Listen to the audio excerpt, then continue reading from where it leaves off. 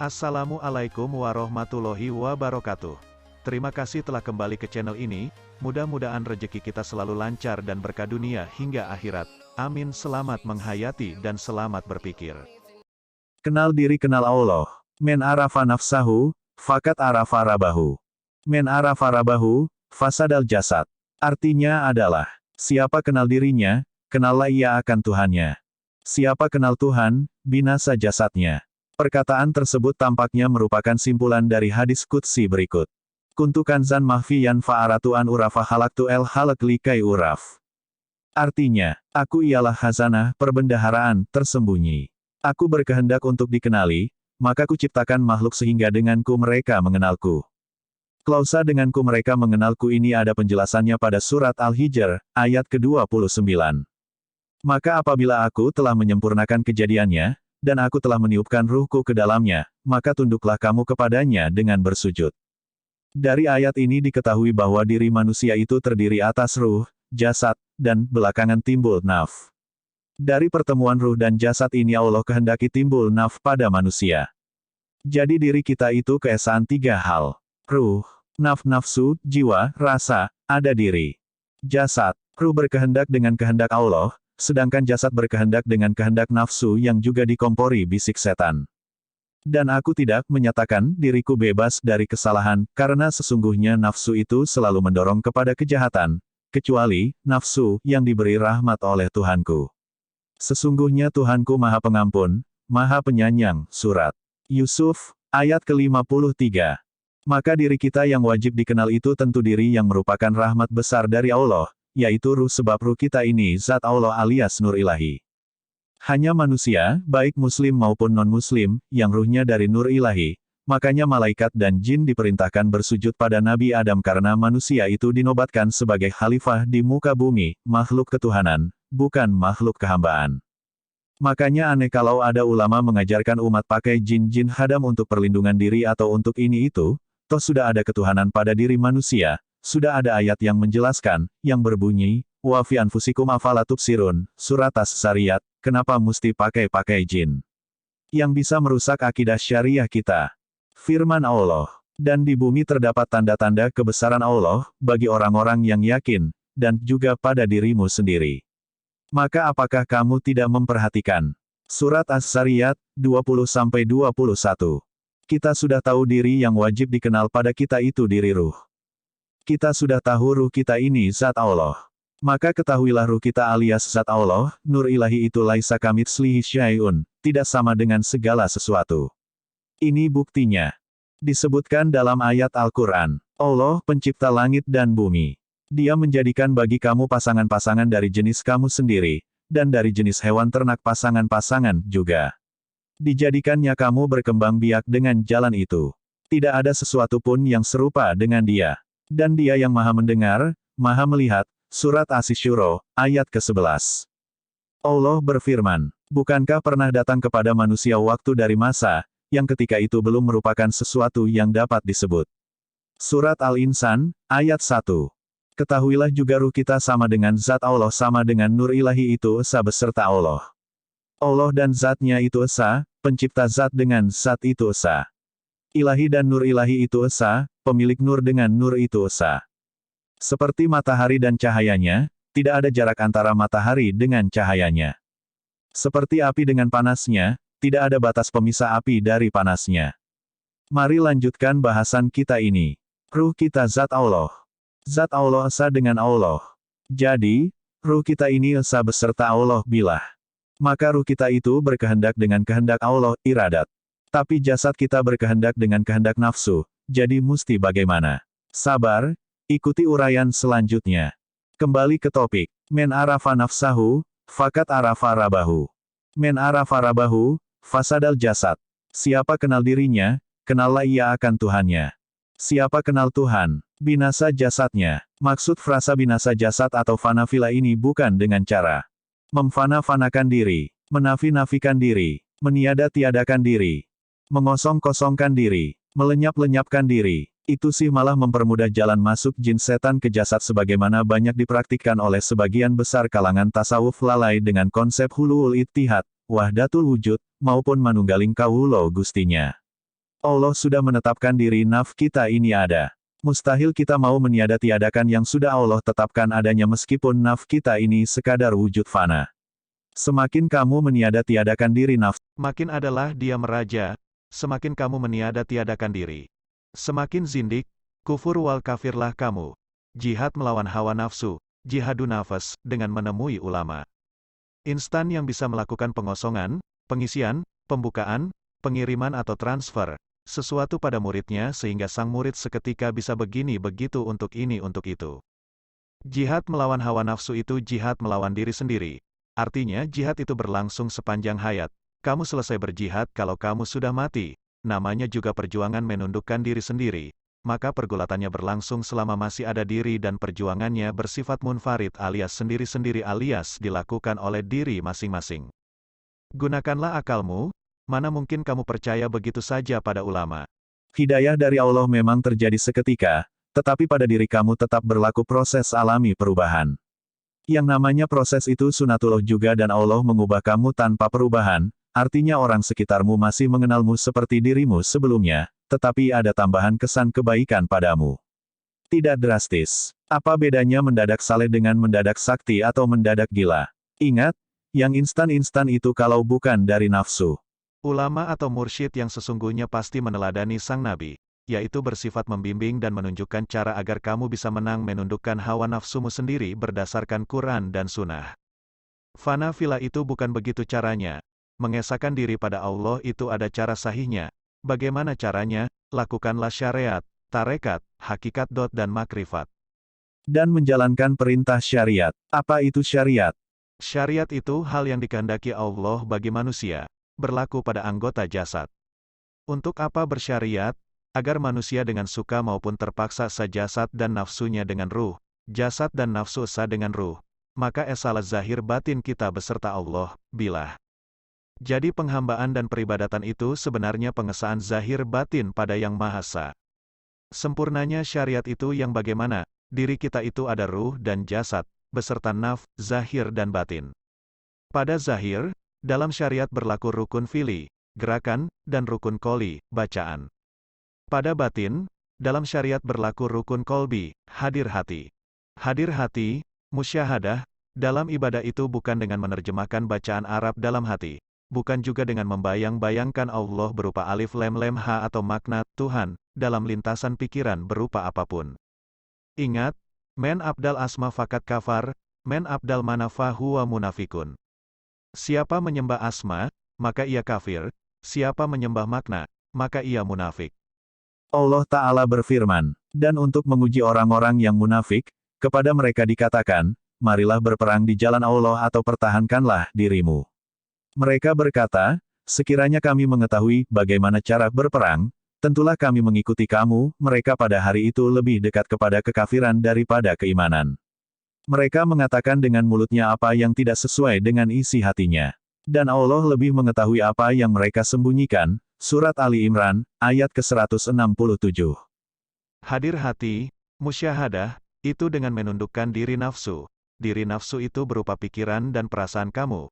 Maka yang disebut musyahadah pada Allah atau hadir hati kehadirat Allah itu dengan mendiamkan pikiran dan perasaan. Kenapa mengingat Allah itu dengan mendiamkan pikiran dan perasaan?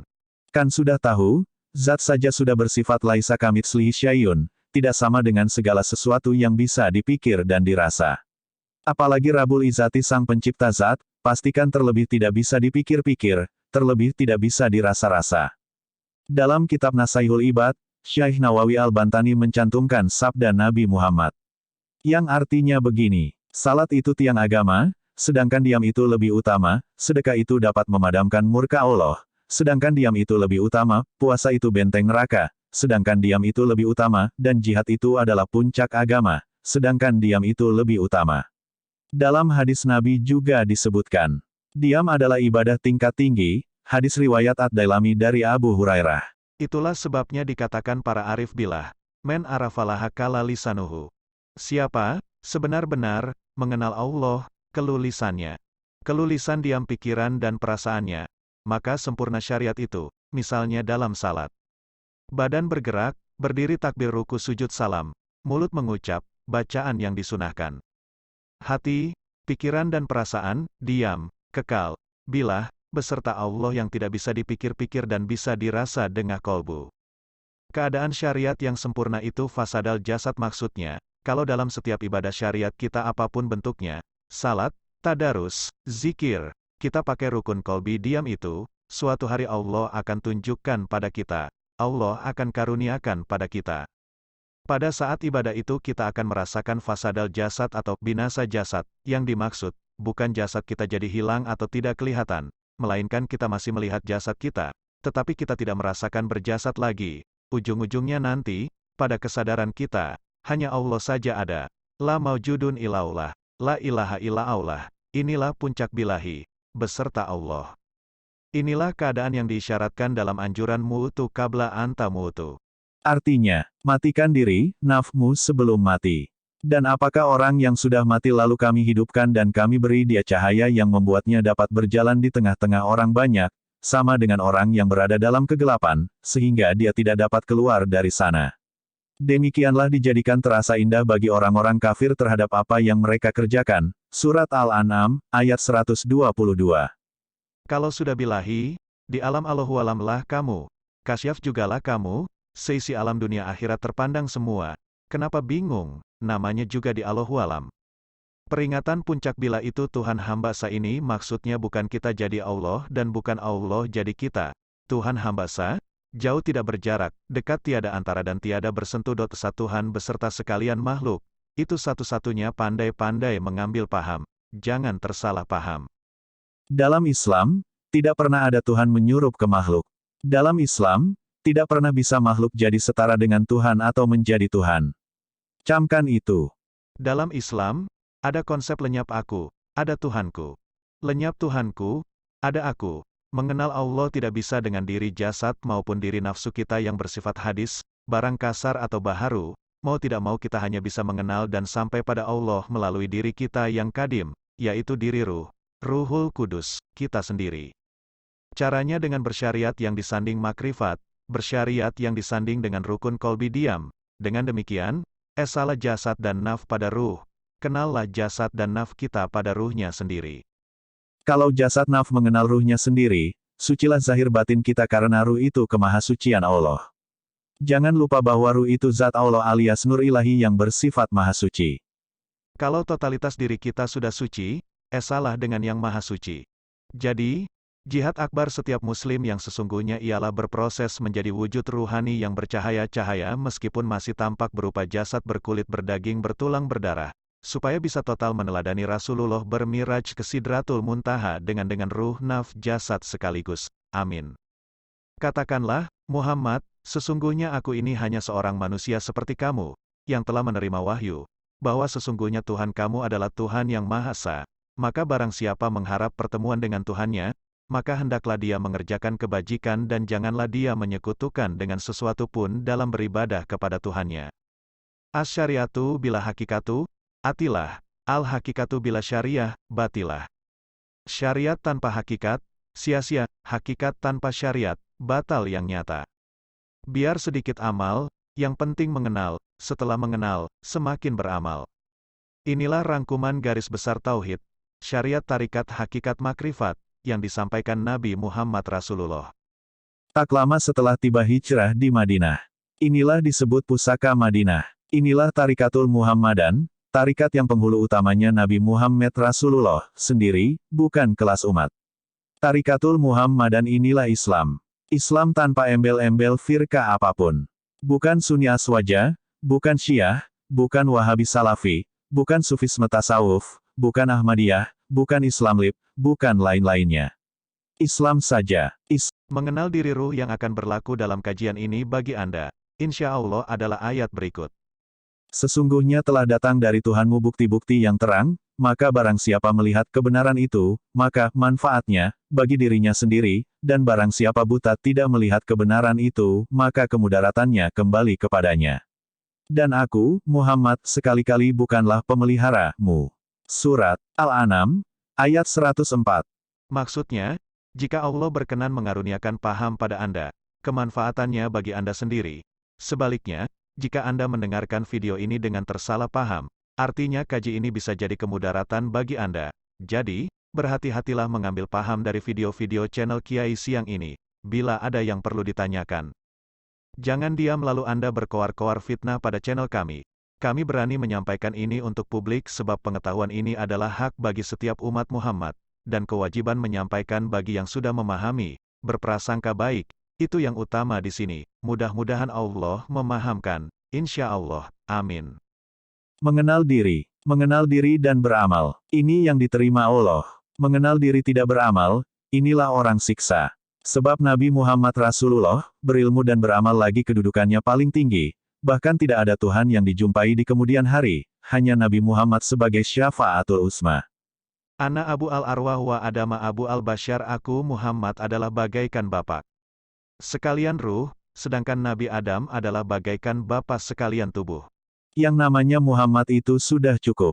Awal mula terjadi sebelumnya, dia berkata-kata pada hambanya dengan labi harfin wala sotin. Ketika itu Adam belum ada karena belum ada sesuatu, baharu alam. Yang ada Muhammad dan Nur. Kemudian yang satu raib dan yang satu, melompat, bangunlah Adam. Makanya sezat, sesifat, seasma, dan seafal. Adam itulah satu alam semesta dan satu maharuang, Adam sebagai bapa sekalian jasad. Penghabisan pandangan, satu saja. Inilah pandangan Nabi Muhammad, pandang satu kepada yang satu. Karena dari yang satu itulah adanya banyak. Karena dari yang satu itulah kepada yang banyak. Adapun kita ini Rabbul Alamin, Khalifah, wakil Allah di muka bumi. Menentukan penghabisan ini hanya kepada yang berpengetahuan. Ketinggian ilmu dan ketuaan agama, pandai-pandai dirinya dikatakan Tuhan, itu juga dihalalkan, itu juga yang diharamkan. Sebab Ruhul Kudus itu diri kamu juga. Surat Az-Zariyat, ayat 20-21. Makanya hendaklah disatukan, baca, diesakan, kalau tidak diesakan, zindik dan atau syirik. Yang menjadikan dan yang dijadikan itu satu, diri di dalam sama tengah hatimu. Itu diri kamu juga, hendaklah diesakan dengan jasad, barulah kita bernyawa rabani. Penghabisan kalam Nabi Muhammad Rasulullah, umati. Sali, sali, sali, di dalam salat kita berjumpa karena di dalam salat hanya beliau saja, Muhammad, dengan Allah yang disebut, barang siapa memandang dirinya bersih, putih muhalafah, suka Allah Ta'ala, itulah umat Muhammad. Oleh sebab itu dalam tafakur, kalau kondisi kita sudah diam sediam-diamnya, pengingatan sadar ke kosong, maharuang, perasaan akan merasa ada di kosong. Kalau kita pakai nyawa hakiki, itu adalah pengingatan. Zat dan sifat itu bagaimana? Zat mutlak itu dirinya, sifat itu asmanya. Alif itu menunjukkan adanya zat. Lem pertama, asmanya. Lem kedua, itu sifatnya. H itu kecukupannya. Pertemuan lem pertama dan lem kedua, jadilah sabdu. Tasdid, sabdu itu nur. Yang di atas sabdu, itulah Allah. Yang ditunjuk oleh alif di atas sabdu, itulah Allah. Adapun zat sifat itu kemahaesaannya. Kemahaesaannya inilah sifat jalal. Oleh orang tauhid, sifat jalal itu dikatakan sebagai sifat kebesaran Allah, Az-Zariyat, 20. Tuhan terlindung oleh sifat jalalnya. Sifat jalal itu sifat kebesaran Tuhan. Itulah tubuh maharuang atau kosong. Dan maharuang itu juga zat mutlak. Zat mutlak ini juga disebut nur ilahi. Inilah kemahaesaan Tuhan. Kemahaesaan Tuhan inilah cahaya diri Tuhan, nur ilahi. Karena cahaya diri Tuhan ini juga adalah kebesaran diri Tuhan, dinamailah Allah. Jadi, Allah itu nama kebesaran bagi zat mutlak, Zahirur Rabi, Surat An-Nur, ayat 35. Jadi, cahaya diri Tuhan itulah kebesaran diri Tuhan yang dinamai Allah. Tuhan tidak bernama, kebesarannya itulah yang bernama Allah, maka dikatakan Allah itu ismu zat, nama bagi zat atau nama kebesaran zat mutlak. Yang penting setiap tahun nama, mustilah kita kenal pribadinya. Maka dalam ibadah salat sewaktu kita takbir ihram, jangan ada lagi beritikat-itikat, karena besarnya kebesaran Tuhan itu kita tidak tahu, sudah laisa kamitslihi syai'un. Takbir ihram yang sempurna waktu menyebut takbir. Jangan ada hati berkata-kata lagi. Jangan ada ingat sesuatu lagi. Batal takbirnya, ingat, yang dikatakan niat kamaliyah itu niat yang sempurna. Tidak ada lagi berniat ini itu di dalam takbir ihram. Ucapkan dan niat sajalah. Begitulah cara orang tauhid dalam beribadah. Mengapa ketika salat kita menyebut Allahu Akbar? Karena yang betul-betul tidak kita ketahui itu besarnya. Kalau besarnya sesuatu dapat dikira-kira, diukur-ukur. Kalau besarnya Allah, tidak ada yang bisa mengetahuinya dengan alat apapun juga. Takbir ihram yang rusak. Ketika takbir, jangan ada dimasuk-masukkan petik terbalik tikat ini itu. Takbir itu satu kali saja. Tidak ada takbir 2-3 kali. Banyak perbuatan yang mengada-ada. Takbir sekali, turun lagi, takbir lagi tidak jadi lagi, barulah takbir diselesaikan. Mengapa terjadi begitu? Karena mereka belum paham tentang yang disebut takbir ihram itu. Allah paling tidak suka perbuatan mengada-ada, bid'ah. Alat ma'rifat perlu diketahui alat-alat untuk berhubungan dengan Tuhan. Wa haliku Adama ala surati Muhammad, dan ku jadikan Adam itu atas rupa Muhammad. Jadi jasad kita ini atau tubuh kita ini adalah alat yang zahir atau alat syariah. Wa khuliqal insana ala surati Rahman, dan ku jadikan insan itu atas rupa Rahman. Insan ini atas rupa Rahman, insan yang rupa Rahman inilah bagian batin. Inilah alat yang di dalam alat yang bermakrifat. Alat makrifat inilah yang mesti dihubungkan kepada Tuhan dengan mempergunakan rasa, sampai merasakan betul-betul berhubungan dengan Tuhan. Inilah yang dikatakan zahir batin salat. Merasa panas, merasa sejuk, pahit, manis, semua itu nama-nama makhluk. Jangan rasa itu dihubungkan ke makhluk. Hubungan rasa itu tidak boleh ke makhluk, mesti ke Tuhan. Ketuhanan itu hanya Allah dan Rasul. Inilah ketuhanan. Hendaklah kita bisa memelihara jasad dan rasa. Banyak merasa sesuatu dan menyebut sesuatu itu akan menimbulkan cinta pada sesuatu. Bagaimana mau kenal Allah kalau masih ada nafsu? Nafsu yang selalu memperalat kita dengan Tuhan. Atiullah wa atiu Rasul. Di mana letaknya atiullah wa atiu Rasul itu? Gunakanlah usyul makrifat. Kewalian sudah ada pada diri manusia. Mengapa manusia tidak mau mengambilnya? Karena tidak tahu. Guru-guru yang mengajar pun tidak ada pengalaman tajalli. Ulama yang arif billah menyatakan bahwa dalam ibadah itu ada 4 perkara mukoronoh. Mukoronoh ini berlaku di dalam salat, dari takbir ihram sampai dengan salam.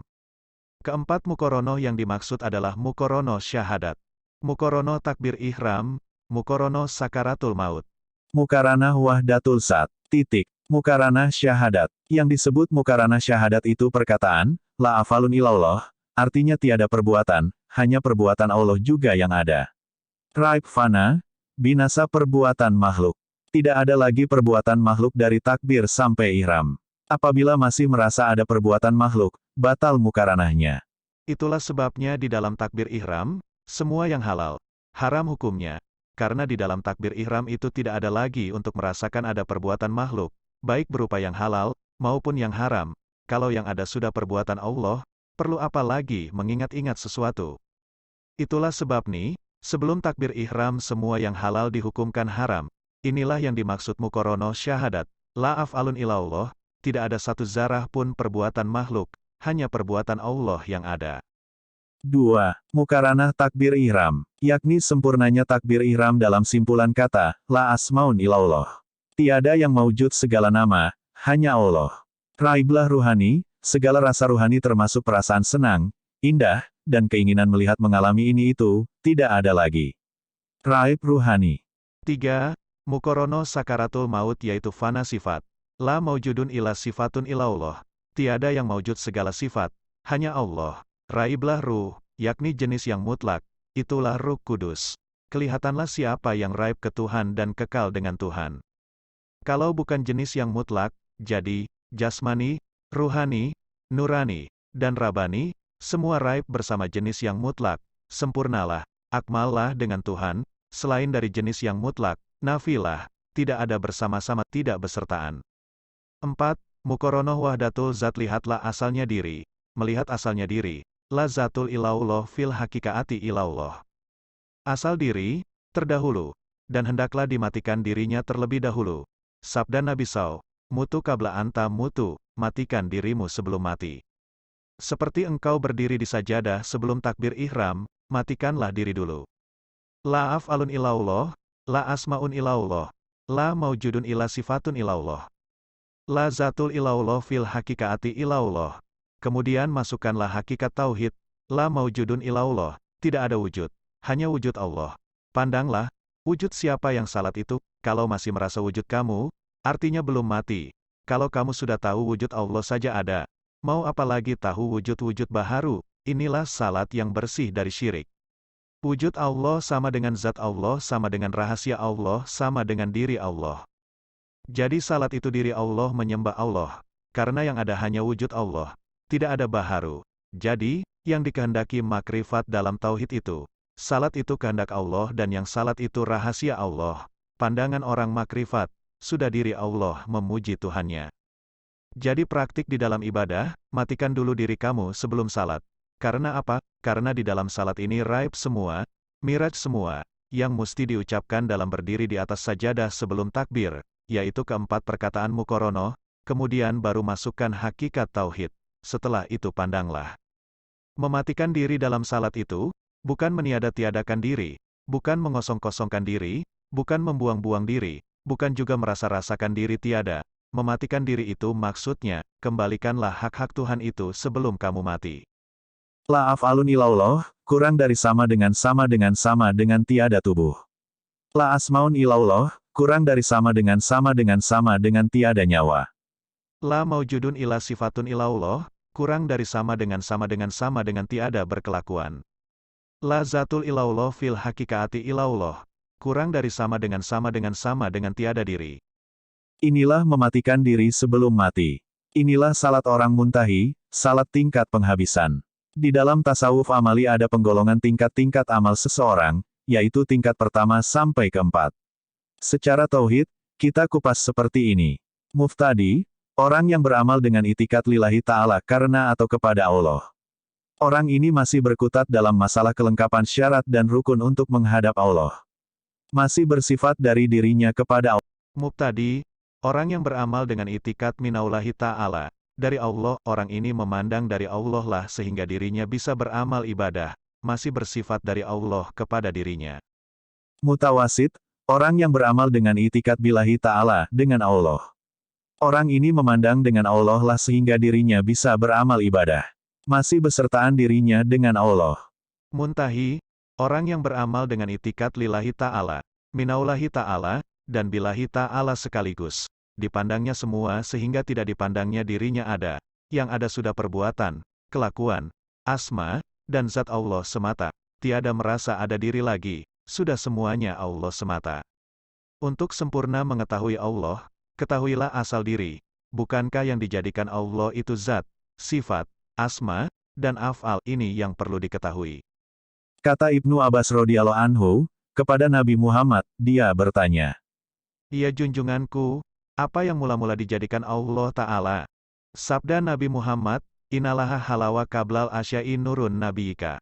Sesungguhnya Allah telah menjadikan yang mula-mula dari segala sesuatu ialah cahaya nabimu. Nur Muhammad, nyatalah, nur Nabi itulah mula-mula dari sekalian alam. Dan kata Abdul Wahab Asy-Syakroni, dari Nabi Muhammad, Inalaha halakaruhin Nabi Muhammad sallallahu alaihi wasallam min zatihi wa halakaruhin alam. Sesungguhnya Allah menjadikan ruh Nabi Muhammad, dari zatnya, zat Allah, dan menjadikan ruh sekalian alam dari Nur Muhammad. Sadarilah, segala sesuatu jenis yang zahir korporeal, jasadi, dari Nur Muhammad, sedangkan ruh-ruhnya dari zat Allah. Pandanglah diri kita, jasad ini Nur Muhammad, ruh ini dari zat Allah. Sifat dan zat itu satu, kompak. Contoh, kalau ketan dengan ragi, satu, dinamailah tapai. Kalau zat dan sifat, satu, dinamai diri siapa diri kita ini, tentulah diri Allah. Nur itu sifat, zat itu rahasia, zat itu hayun sehayun-hayunnya, maka yang hiduplah yang berkelakuan, mana mungkin yang mati, fana, yang berkelakuan. Kalau kita sudah tahu bahwa zat itu wujud Allah, dan wujud Allah itu diri Allah, maka rahasia, itulah diri Allah. Kalau sudah paham ini, jangan lagi kamu sebut diri Allah yang berkelakuan. Sebut dengan sebenar-benarnya, Allah yang berelakuan, karena dalam hakikat tauhid, sudah tidak ada wujud baharu lagi. Apapun yang kamu lihat, wujud Allah yang ada. Wujud Allah itu zat Allah itu diri Allah. Kalau sudah tahu Allah, tidak perlu lagi kamu mau sama dengan Allah atau mau jadi Allah. Kalau sudah Allah, ya tetap Allah. Allah tetap Allah, baharu tetap baharu. Mana mungkin baharu bisa jadi Allah atau Allah jadi baharu. Jadi, diri manusia ini diri Allah karena diri manusia ini zat sifat. Jadi yang dikatakan salat itu, diri Allah memuji Tuhannya. Kalau kesadaran ini kamu pegang terus, boleh kamu rasakan setiap tidur kamu mendapat hidayah. Demikian yang dapat kami sampaikan. Dakwahum fiha salam.